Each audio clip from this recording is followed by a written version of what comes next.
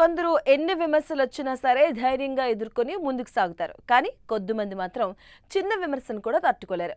ఎవరైనా వారికి నో చెప్పినా, తిరస్కరించినా, సరదాకి ఆట పట్టించినా, కామెంట్ చేసినా సరే అస్సలు తట్టుకోలేరు. ఆ సమయంలో తీవ్రమైన భావోద్వేగానికి గురై గుండెని ఎవరో మెలిపెట్టినట్లుగా భావిస్తారు. ఈ మధ్యకాలంలో చాలా మందిలో ఈ పరిస్థితి కనిపిస్తుంది. అయితే ఇలాంటి పరిస్థితిని నిర్లక్ష్యం చేయొద్దంటున్నారు నిపుణులు. ఇది రిజెక్షన్ సెన్సిటివ్ డిస్ఫోరియా, అలాగే ఆర్ఎస్టీ అనే మానసిక పరిస్థితి అంటున్నారు.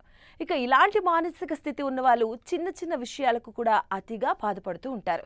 వారి మీద చిన్న జోక్ వేసినా, తప్పెత్తి చూపించినా దాన్ని పెద్ద అవమానంగా భావిస్తారు. అలాంటి పరిస్థితుల్లో వారు తీవ్రమైన ఉద్వేగానికి గురవుతారు. దీంతో ఛాతీ బిగుసుకోవడం, గుండె వేగంగా కొట్టుకోవడంతో పాటుగా శ్వాస తీసుకోవడంలో ఇబ్బంది పడతారు. ఈ రిజెక్షన్ సెన్సిటివ్ డిస్ఫోరియా అనేది ఎక్కువగా attention deficit hyper active disorder ఉన్నటువంటి వ్యక్తిలో కనిపిస్తుందని నిపుణులు చెబుతున్నారు. అయితే ఆర్ఎస్టీ పరిస్థితి మానసిక రుగ్మతల్లో చేర్చలేదు. దీంతో అధికారికంగా ఎలాంటి చికిత్స లేదు. కానీ మానసిక ఆరోగ్య నిపుణులు దీనికి గుర్తించి చికిత్స చేయడానికి ప్రయత్నిస్తున్నారు. ఆర్ఎస్టీ ఉన్నవారిలో కొందరు ఇతరులు విమర్శిస్తారనే భయంతో ఎలాంటి పని ప్రారంభించాలి అన్నా భయపడి వెనకడుగు వేస్తారు.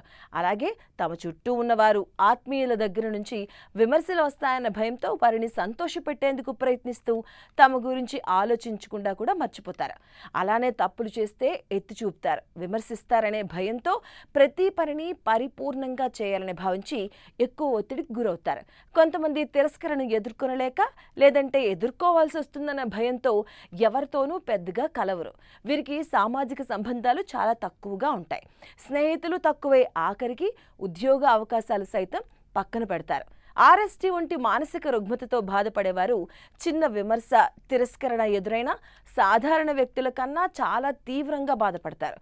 తీవ్ర భావోద్వేగానికి గురవుతారు.